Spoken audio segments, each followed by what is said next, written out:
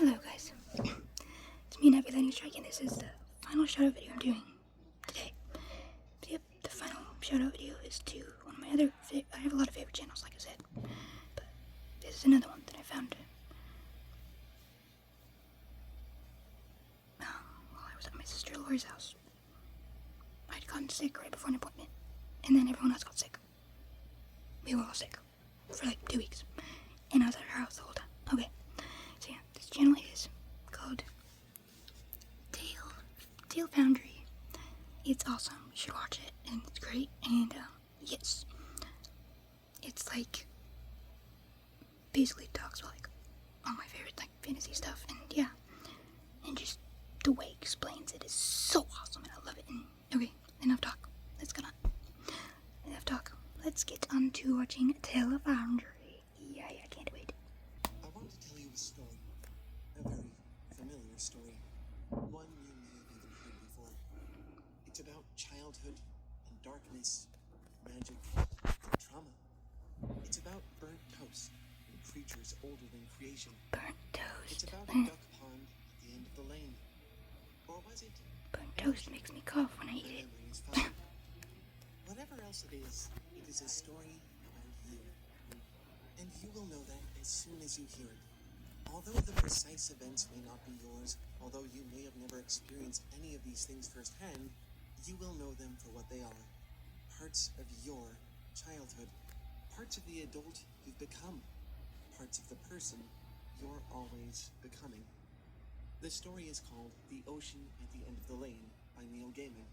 And although I cannot share the entire thing with you, I think you should at least hear about it.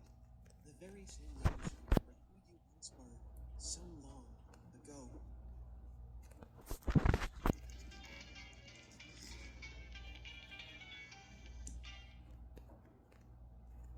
You know, when you think about it, it's a little weird that there's a robot hosting this show, right? We've done the investigations and body bags. Fortunately, one of the neighbors, little Letty Hemstock, is right nearby. She offers to take him to her farmhouse until it's safe for him to go home. The Hemstocks are a strange family. There's only 3 of them. Little Letty, just 11 years old, her mother Ginny, and her grandmother, Ginny. What? Shows the boy her duck on, which she There's a character with your name. Her ocean. Again? There's something about the family and the farm. I don't think this is a story that wants us to learn a lesson from it. It's not a moral play. I think it's reflective. It's so easy to idealize childhood. Children are supposed to be happy. They're supposed to enjoy themselves, to be carefree and comfortable and safe. But this book reminds us that it's not really like that, is it? Children are helpless, hapless creatures, and the world is a lot crueler to them than we like to believe. Ironically, it's that very same vulnerability which also sets them free. Children don't know not to believe in the boogeyman or the tooth fairy. They don't know not to wonder if an ocean can be the size of a duck pond.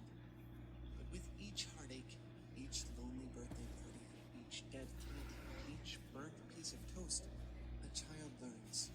They learn what to guard against, what to protect themselves from. They learn that the boogeyman isn't real, that the tooth fairy is just their parents, and that a duck pond is only ever just a duck pond. It happens. It has to happen. But that doesn't mean it isn't a sad process. At one point in the book, Letty says this to the boy, and it will stick with me forever. I'm going to tell you something important. Grown-ups don't look like grown-ups on the inside. Outside, they're big and thoughtless, and they always know what they're doing. Inside, they look just like they always have. Like they did when they were your age. The truth is, there aren't any grown-ups. Not one in the whole wide world. When a child has acquired enough bumps, bruises, when they're properly terrified of the world around them and know very well which shadows to jump at, all the many things not to wonder about, we call that adulthood. And it's not an evil thing. You don't pass or fail at being a person. But it is a shame to lose the freedom of childhood. It's a shame to let reality, practicality, and fear crowd out all the other possibilities. Once in a while, I think it's worth remembering that there's still a child inside, eager to explore and play in ways you've learned not to. Even though I personally never had a childhood, you found yourself someplace strange. The corridors resemble those of a hotel, or maybe a large office building. Why is there a glare? So annoying. Room after featureless room, all almost identical to each other. Unfurnished, empty. No furniture, no decorative plants, not even a soulless corporate art piece to break up the monotony. Every time you turn a corner, you find what looks like the exact same hallway stretching out before you. Don't ask how you got here. There's no way to explain it.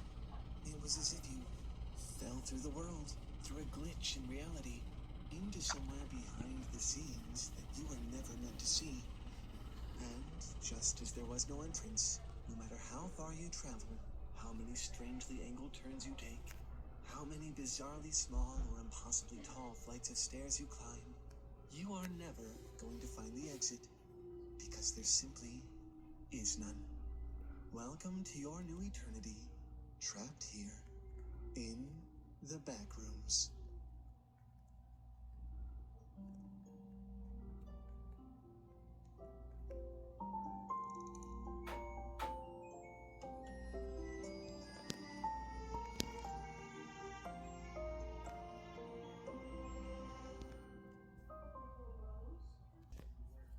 We'll circle around to the back room soon, but for now, I want to tell you about the video game What Remains of Edith Finch. Trust me, this matters. In the game, the player character, Edith, returns to her childhood home, which was abandoned after her grandmother's death. Several generations of her family have lived here, and almost every single one of them have died young. Most of them were taken by tragic, freak accidents. Like a curse, just one child out of every Finch generation is spared this fate. Edith is one of them. Rather than clear out the old bedrooms left behind by each departure, Edith's grandmother made new space in the home by tacking addition after addition onto it until the building became a monstrous, rickety tower standing above the foggy Washington treetops. The rooms of the dead are preserved, sealed up and fitted with a peephole to allow the living to look inside, see the untouched remains of the lives these places once held, beds left unmade, books and clothing and drawings scattered about. The body may be gone, but each room is a mausoleum for the soul. Walking through the Finch home is a special experience. In fact, it's basically all you do in the game. Walk around. But as you make your way through the maze-like interior, each room undisturbed since the last time its master called it home, you get a sense of the lives they contained. Not just of the individual occupants, but the family as a whole, the way they were connected. The shadow of the maybe real, maybe not curse, looming over them like the blade of a guillotine, which could claim any one of them at any moment. And eventually, one by one, it did claim all of them. And the house, built for the family, its very construction an intimate reflection of both their lives and their deaths, their old stories baked into every wall and floorboard, stands empty.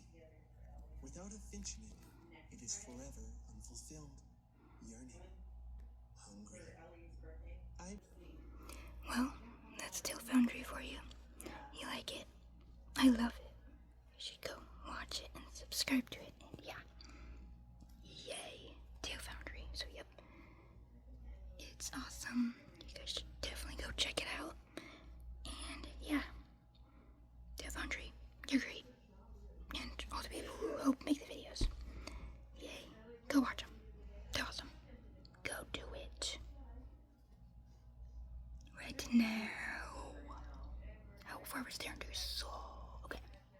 Yeah, but seriously. Yep. All 4 of these shadow videos. All 4 of them. Alex Myers, Cinema Therapy, Film Theory, and Tail Foundry. They're all great. I have a lot more favorites than that, but I only have 4 super kitties. So yeah. Go watch them. Subscribe. Comment down below if you've seen any of these channels and what some of your favorite videos are. And yeah, have fun. Tell me what you think. And yay. Okay, bye.